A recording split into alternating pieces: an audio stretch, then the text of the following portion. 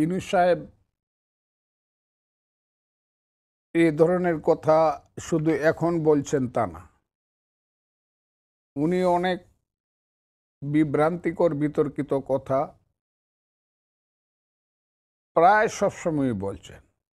হতে পারে এটা ওনার বয়সের কারণে, হতে পারে ওনার নিজস্ব একটা চিন্তা ভিতরে আছে, মুখে যা উনি বলেন ভিতরে তা বিশ্বাস করেন না।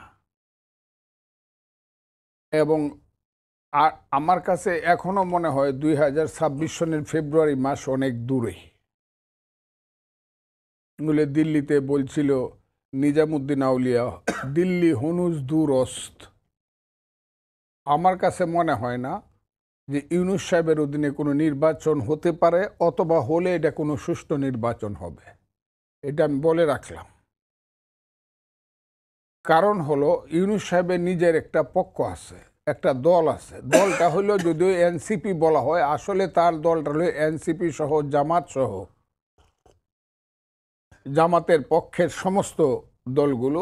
এটা হলো ইউনূস সাহেবের আসল দল এবং তাদের দায়িত্বে বা পরামর্শে ইউনূস সাহেব চলেন।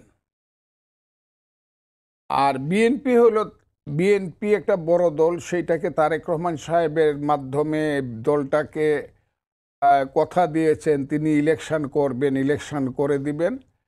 ওই আমি একদিন বলছি তারেক রহমান সাহেব হলো ইউনূস সাহেবের দিনের বন্ধু, আর জামাত বা এনসিপিরা হলো রাতের বন্ধু।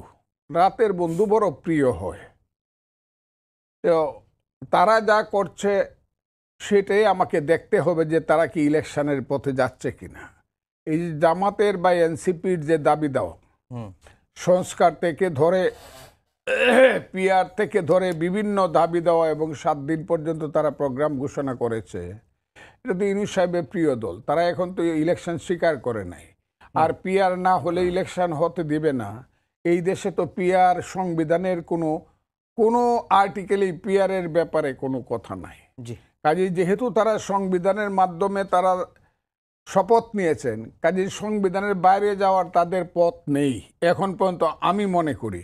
কাজেই সংবিধান অনুযায়ী একটা জাতীয় সংসদ নির্বাচন হওয়া উচিত, সাধারণ নির্বাচন হওয়া উচিত, এবং সেই নির্বাচনে যারা মেজরিটি হবে তাদের কাছে দায়িত্ব দেওয়া উচিত। কিন্তু ইউনূস সাহেবের লোকজন যখন, বা ইউনূস সাহেব নিজে যখন ছেলেদেরকে মাথায় হাত দিয়ে বলে যে তোরাই হবে বাংলাদেশের প্রধানমন্ত্রী, তখন আমার সন্দেহ হয় যে ইউনূস সাহেবের ভিতরে অন্য কোনো কথা আছে কিনা। যেমন আমি একটা কথা বলি, 3টা দলকে উনি সাথে নিয়ে গেছেন। প্রথম বলছে বিএনপির যাবে 2 জন, জামাতের 1 জন, আর এনসিপির 1 জন। বিএনপির 2 জন যাওয়ার সঙ্গে সঙ্গে তারা দাবি করলো, কেন আমরা কি বিএনপির চেয়ে কম নাকি, আমাদেরও নিতে হবে। এবং শেষ পর্যন্ত দেখা গেল বিএনপির চেয়েও জামাত বা ওই যে এনসিপির সমান তো গেছে, আমি শুনি আরও নাকি তারা গোপনে বেশি গেছে। তো ইউনূস সাহেবের কাছে যেখানে এনসিপির এত গুরুত্ব, যে দলটা এখন পর্যন্ত রেজিস্ট্রেশনের কাছাকাছি গেল, এখন পর্যন্ত মারখানেই গন্ডগোল আছে। আমার পাশে যিনি বসে আছেন মাহমুদুর রহমান মান্না,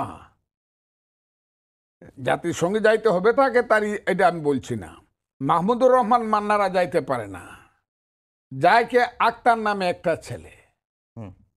এইসব ছেলে পেলে যদি ইউনূস সাহেব না থাকে, এরা রাস্তায় ঘুরবে। রাজনীতি দূরের কথা, 10 টাকাতে ভাত কোথায় খাইতে হবে যদি চুরিচামারি করে না থাকে, সেটা 100 বার চিন্তা করতে হবে। এদেরকে নিয়ে জাতিকে অপমানিত করার কোনো দরকার ছিল না তো ইউনূস সাহেবের।